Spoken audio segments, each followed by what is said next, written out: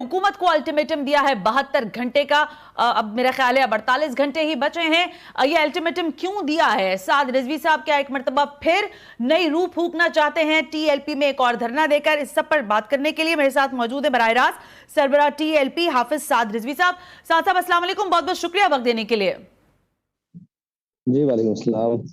साहब आप इस वक्त चकवाल में हैं और ज़ाहिर है हमें पता है धरनों की तैयारियां भी कर रहे हैं, लेकिन ये हर दफा किसी भी बात के लिए या किसी भी चीज को तय करवाने के लिए टीएलपी धरने का ऑप्शन क्यों इस्तेमाल करती है?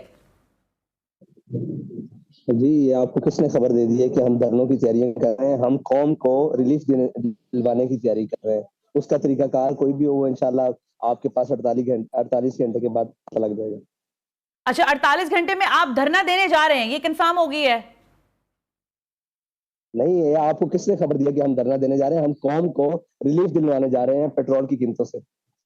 पेट्रोल की कीमतें कैसे कम करवाएंगे? हम तय करेंगे उसका तरीकाकार, हम तय करेंगे, वो इंशाल्लाह 48 घंटे बाद आपके पास। अच्छा, और वो तरीकेकार 48 घंटों बाद आप बताएंगे? और हम चाहते हैं कि हुकूमत खुद रिलीफ दे सकता है, और हो सकता है कि हुकूमत 48 घंटे तक खुद ही पेट्रोल की कीमत कर दे।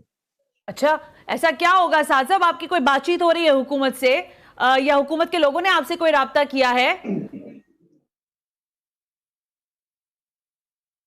जी अभी तक तो किसी ने इस सिलसिले में राब्ता नहीं किया, लेकिन हम समझते हैं कि हुकूमत भी इतनी खैरखवाह है कौम की। वो समझती है कि कौम इस वक्त महंगाई की चक्की में पिस रही है, तो उनको पता है कि कौम के इस वक्त जो लोग दावा कर रहे थे कि हम कपड़े बेच कर, कौम के जो मसाइल हैं वो इतने बढ़ चुके हैं कि वो एहतजाज की सकत भी नहीं रख पा रही। तो अच्छा, इंशाल्लाह वो आपके पास 48 घंटे में पहुंच जाएगा कि उनको कैसे दिलाते हैं। अच्छा, एहतजाज का ऑप्शन आप कह रहे हैं कि धरने की सूरत में नहीं होगा, किसी और तरीके से होगा साहब? जिस तरीके से भी हो, रिलीफ हो, वो इंशाल्लाह होगा, वो कोई भी सूरत हो। अच्छा, लेकिन आपने आप इसको एक हिसाब ठीक है साहब, आपने पिछले रोज गुज़िश्ता रोज एक प्रेस कॉन्फ्रेंस की और उसमें आपने कहा कि पिछली जो हुकूमत थी वो तो कहती थी कब्र में जाकर सुकून मिलेगा, इस हुकूमत ने कब्र में भी सुकून छीन लिया है, यानी कफन के लिए भी लोगों के पास पैसे नहीं है। तो आपको क्या लगता है ये जो महंगाई का मामला है जिस पर आप खुद भी एहतजाज के लिए हुकूमत को अल्टीमेटम दे रहे हैं, आपको क्या लगता है ये इसी हुकूमत का है सारा मलबा, या पिछली हुकूमतों ने भी कुछ ऐसी कारकर्दगी दिखाई है जिसके बाद महंगाई का इफरीत बेकाबू है? देखिए, इस हुकूमत का मलबा हो या पिछली हुकूमत का 3 साल मलबा हो या उससे पिछली हुकूमत 30 साल मलबा हो, ये सारा तो है इन्हीं का ही ना। उसमें 3 साल एक शख्स के हैं, उसके अलावा तो पिछले तकरीबन 31 साल बनते हैं वो इन्हीं लोगों के हैं जो आज भी हुकूमतों में बराजमान है, और आज भी जो जनाब मुशारतों और वजारतों के मजे ले रहे हैं, जो वजारत उज़्मा के मजे ले रहे हैं, और वो पूरे खानदान जो पाकिस्तान के ऊपर मुसल्लत है, आज भी सारे वही लोग मुसल्लत हैं और वही हैं। तो ये सब इन्हीं का ही किया धरा है। इसमें कुछ अगर किसी का और है तो वो भी इतना ही कसूरवार है जितने ये कसूरवार है। अच्छा, आप जितने ये तजर्बाकार और जनाब वो बंद कराए। साहब ये फरमाए ना, फिर अब हालात आपके सामने है, देखिए महंगाई भी, आप महंगाई के ऊपर आवाज उठा रहे हैं, पेट्रोल प्राइसेस की बात कर रहे हैं, आपको लगता है कि इन हालात में फौरी इलेक्शन जो है, जो मुतालबा किया जा रहा है इमरान खान की जमात की जानिब से, वो होने चाहिए, फौरी इलेक्शन की जानिब जाना चाहिए? देखिए, उनका मुतालबा तो वो जाने कि उनका मुतालबा किस हद तक दुरुस्त है। मैं ये समझता हूँ कि जब भी इलेक्शन हो या जब भी कौम को आगे मुस्तकबिल में जिंदा रखने के लिए कम से कम इतना सांस लेने देना चाहिए ताकि वो जिंदा रह सके। अगर ये कौम भूख से मर गई, ये जमहूरियत के नाम पर कौम फाकों से मर गई, कौम पेट्रोल के नाम पर पिस गई, तो आप इलेक्शन किसके दरमियान, कौन सी मखलूक लाएंगे जिससे इसी कौम के दरमियान इलेक्शन करवाने हैं ना? तो इसको उस वक्त तक जिंदा तो रखें, इस वक्त अगर उसको खाना तो फराम करें, 2 वक्त की सहूलत तो फराम करें, उसको जिंदा रहने की बुनियादी जरूरियात तो दें। अच्छा, अगर आप ज़ाहिर बात करें जमहूरियत की, तो मैं फिर थोड़ा सा सियासी आपसे बात करना चाहूंगी। पूरा सेटअप जो है वो जमहूरियत का है, आप उसमें हिस्सा भी लेते हैं टीएलपी की जमात की सरबराह की हैसियत से इलेक्शंस का, लेकिन जो मामला है वो मजहबी जमात का, वो खिलाफत का है। हमने देखा इस्लाम में तो खिलाफत का कॉन्सेप्ट है, तो आप समझते हैं जमहूरियत में रहकर आप कुछ बेहतर हल दे सकते हैं, या इसके अलावा कोई और हल आपको दिखाई देता है? देखिए, मुल्क में जो मुरवजा निज़ाम है हम इसको इस्लाम के मुताबिक ढालना चाहते हैं, और इस्लाम में जो भी निज़ाम है वो इस्लाम ने जैसे भी रिलीफ दिया है, वैसे अल्लामा इकबाल ने भी कहा है कि सरवरी दर दीन मां खिदमत गरियत, عدل فاروقی اور فخر حیدری است. تو اسلام جو ہے وہ بنیادی اجتماعی عدل کی بات کرتا ہے. ہم اس عدل کو دینا چاہتے ہیں, وہ کسی بھی نظام کے ذریعے ہو, اس کو ہم اسلام کے پیچھے چلانا چاہتے ہیں. ہم اسلام کو جمہوریت کے پیچھے نہیں, جمہوریت کو اسلام کے پیچھے چلائیں گے. جمہوریت کو اسلام کے پیچھے چلائیں گے. اچھا, جو اس وقت سیٹ اپ ہے سعد رضوی صاحب, اس میں فرمائیے گا کون سی ایسی سیاسی جماعت ہے, اگر آپ کا ایک اچھا ووٹ بینک جو ہم دیکھتے ہیں کہ دکھائی دیتا ہے کسی حد تک, لیکن 2018 کے الیکشنز کے بعد کراچی میں بالخصوص ہم نے دیکھا کہ آپ کا ووٹ بینک گرا بھی ہے, اس کی کوئی خاص وجہ ہے آپ کی نگاہ میں؟ دیکھیں, ہمارا جو ووٹ بینک ہے وہ الحمدللہ کبھی گرا نہیں, بڑا ہی ہے. لیکن وہ مقتدر حلقے اور وہ لوگ جو تحریک لبیک, جن کی آنکھ میں ایک نہیں باتی, تحریک لبیک نے بنیادی طور پر سیاست کا رخ چینج کیا ہے, ظالموں کے شکنجے سے نکال کر ایک عام آدمی اور عام عوام تک سیاست کی پہنچ کی ہے, اور ایک عام آدمی پکوڑوں والا یا ٹھیلے والا یا جناب جوتیاں گاڑنے والا, اس کو بھی کونسلر اور چیئرمین تک جتایا ہے. تو ان کو اس نظام سے ڈر ہے جو تحریک لبیک لانا چاہتی ہے, وہ ہے الحضر آئین پیغمبر سے 100 بار الحضر. تو ان کو اس سے ڈر ہے, اس لیے تحریک لبیک کا ووٹ بینک بار بار چوری کیا جاتا ہے. اگر ووٹ بینک کی بات ہے تو ووٹ آج بھی گن لیے جائیں, اس یونین کونسل میں گن لیے جائیں, کراچی کے ہر حلقے میں, ہر وارڈ میں گن لیے جائیں, تو تحریک لبیک کو آج بھی عددی برتری بھی حاصل ہے, اور شخصی اشخاص کے حوالے سے بھی برتری حاصل ہے, اور جناب اخلاقی برتری بھی حاصل ہے, ہر لحاظ سے برتری حاصل ہے.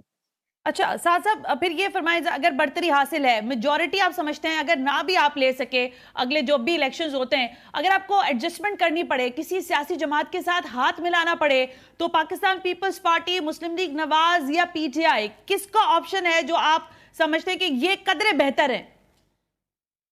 دیکھیں, ان میں سے قدرے بہتر اس لیے کوئی نہیں ہے کہ یہ 13 ایک طرف کھڑے ہیں اور دوسرے ایک طرف کھڑے ہیں. آپ عن قریب یہ بھی منظر دیکھیں گے, 14 ایک سائڈ پہ ہو جائیں گے اور تحریک لبیک ایک سائڈ پہ ہوگی. تحریک لبیک ایک بنیادی سیاسی جماعت ہے جو قوم کو حقیقت میں گنگا سے نہلوا کے ادھر پاک کرنا اور ادھر سے نہلا کے ادھر پاک کرنے کی سیاست پر یقین نہیں رکھتی. تحریک لبیک نظریاتی سیاست پر یقین رکھتی ہے اور بنیادی سیاست پر یقین رکھتی ہے, اور ایک عام عوام کی جناب سہولت اور اس کے اوپر یقین رکھتی ہے. اس لیے تحریک لبیک کے ہاں ابھی تک جتنی بھی سیاسی جماعتیں رجسٹرڈ ہیں, ان میں کسی کے لیے کوئی نرم گوشہ نہیں. اچھا, ان تینوں میں سے کسی کے ساتھ بھی آپ کا جو ہے اتحاد نہیں ہو سکتا. یہ فرمائیے گا سعد صاحب کہ ظاہر دہشت گردی کے واقعات آپ کے سامنے, پشاور میں پچھلے دنوں واقعہ ہوا, پھر ابھی گزشتہ روز کراچی کا ایک ہولناک واقعہ, شکر ہے بڑی تباہی سے کراچی بچ گیا.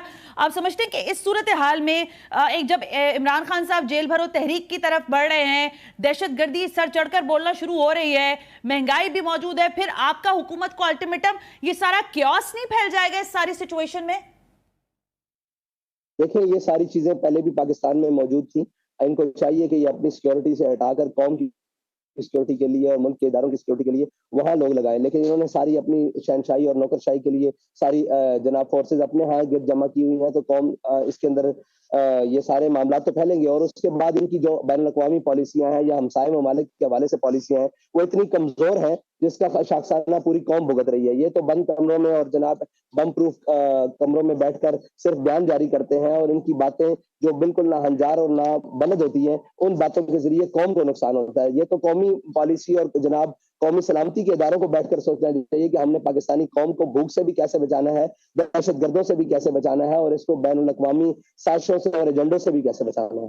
اچھا, یہ روڈ میپ آپ کے پاس ہے, لیکن آپ اگر ہم سے کہو کہ تحریک لبیک ہمیشہ احتجاج کا راستہ کیوں اختیار کرتی ہے, اور یا تحریک لبیک ہمیشہ نام کے الٹیمیٹم کی بات کیوں کرتی ہے, اس لیے کرتی ہے کہ تحریک لبیک اقتدار میں نہیں ہے. اگر تحریک لبیک اقتدار میں ہو تو تحریک لبیک ہر وہ وسائل اور ہر وہ سہولت اور ہر وہ چیز اختیار کرے جس سے قوم کو ریلیف مل سکے. اب ہم سمجھتے ہیں کہ ہمارے اس طریقے سے مل سکتا ہے, تو ہم یہ طریقہ اپنا رہے ہیں. اگر تحریک لبیک کے ووٹ چوری نہ کیا جائے اور تحریک لبیک اقتدار میں ہو, تو تحریک لبیک اس اقتدار کے ذریعے بھی قوم کو ریلیف پہنچا سکتی ہے. لیکن یہ تو ہمارے اداروں اور ہماری قوم کو سوچنا ہوگا نا کہ انہوں نے کس طرف کھڑے ہونا.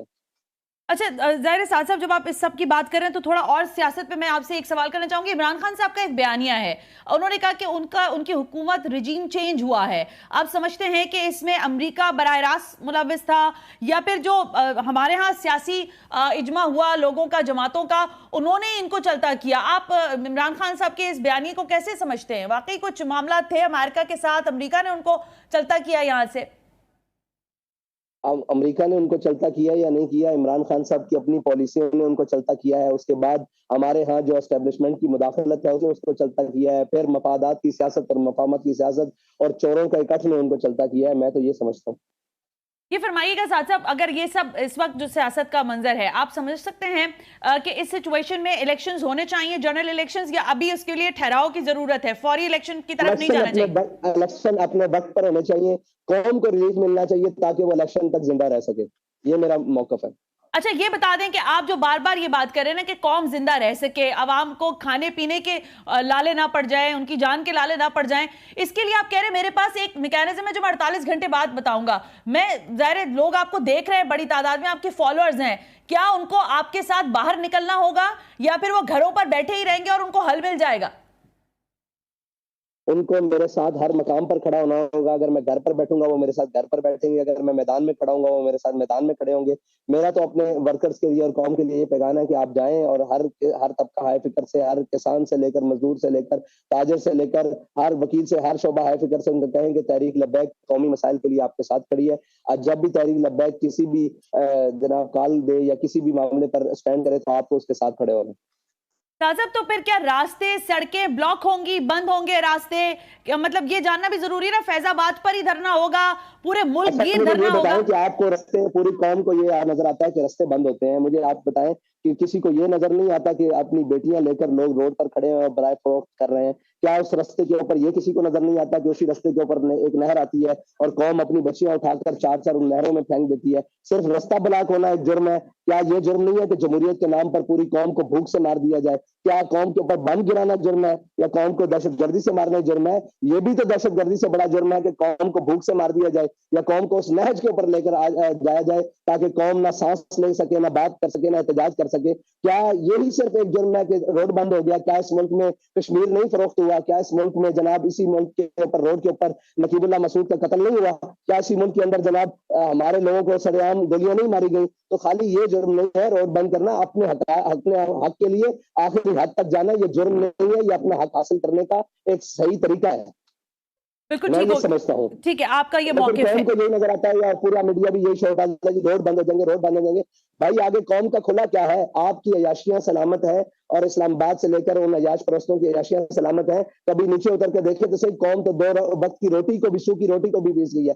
آپ کو پتا ہے اس وقت قوم کے اندر جناب سادی روٹی کی قیمت کیا ہے، نان کی قیمت کیا ہے، خمیری روٹی کی قیمت کیا ہے، لوگوں کو آٹا میسر، لوگوں کو جناب بجلی میسر ہے یا نہیں؟ ایک پنکھا اور ایک بجلی اور ایک بلب چلانے والے کا کتنا بل آ رہا ہے اور ایک جناب چولہا چلانے والے کا 2 وقت کی روٹی پکانے کے لیے اس کو کتنا بل دینا پڑ رہا ہے. جس کی 18 لاکھ تنخواہ ہے اس کو ساری بچوں کا وہ تعلیم حاصل ہے، اور جس کی 18,000 تنخواہ ہے وہ ساری چیزیں اپنی جیب سے ادا کرنے کی کوشش کرتا ہے.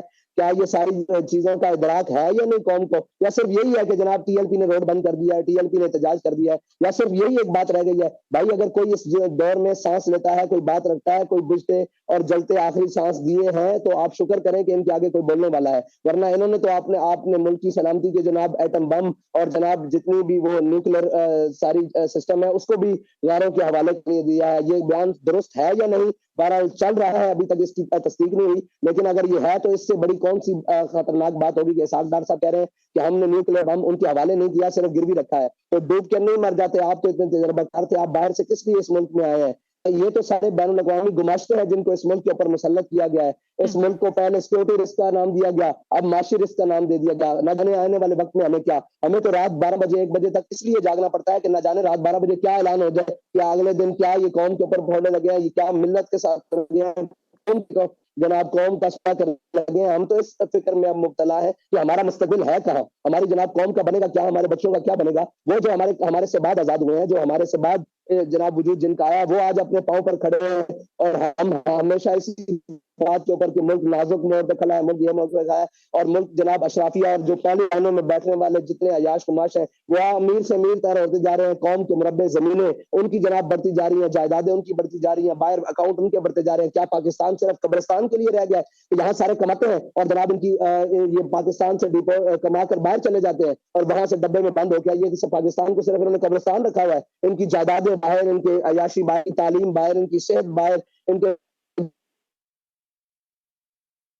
ان کے اپارٹمنٹس باہر پاکستان کس لیے رکھا ہے؟ ہم تو ابھی بنیادی پہلا آغاز لیا ہے، ابھی تو ہم چاہیں گے کہ ہم کس لیے نکلے ہیں۔ ہم تو پاکستان کی قوم کے حقیقی ان کے چہروں پر جو خوشی ہے وہ دوبارہ لانا چاہتے ہیں اور ان کی درد کو محسوس کرتے ہیں۔ ہم قوم کے اندر رہنے والے ہیں، ہم جناب کوئی بم پروف اور جناب بلٹ پروف گاڑیوں کے اندر اور جناب آگے پروٹوکول کے ساتھ پھرنے والے نہیں، ہم قوم کے اندر رہتے ہیں۔ ہمیں پتہ ہے اس وقت قوم کتنی مشکلات کے اندر ہے اور اس درد کو ہم فیل کر رہے ہیں، ورنہ ہمیں ضرورت نہیں تھی کہ اس سارے معاملے میں آ کر دیکھنے میں۔ ہم تو بڑی خوشی سے لڑائی جناب اندر کمرے میں دیکھ رہے تھے، ایک طرف پی ڈی ایم ہے، ایک طرف پی ٹی آئی ہے اور اسٹیبلشمنٹ اور بیوروکریسی۔ آپ مجھے بتائیں اس پوری لڑائی کے اندر بیوروکریسی ہو، اسٹیبلشمنٹ ہو، ادارے ہو، عمران خان ہو، نواز شریف ہو، اس پوری مہنگائی کے اندر کون کا ہے؟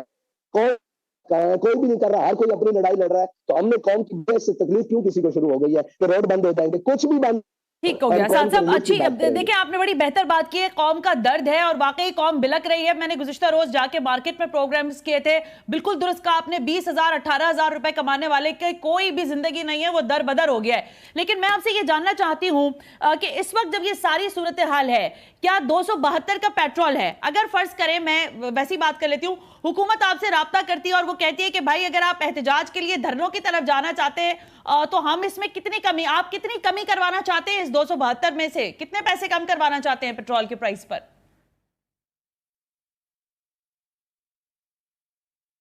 آواز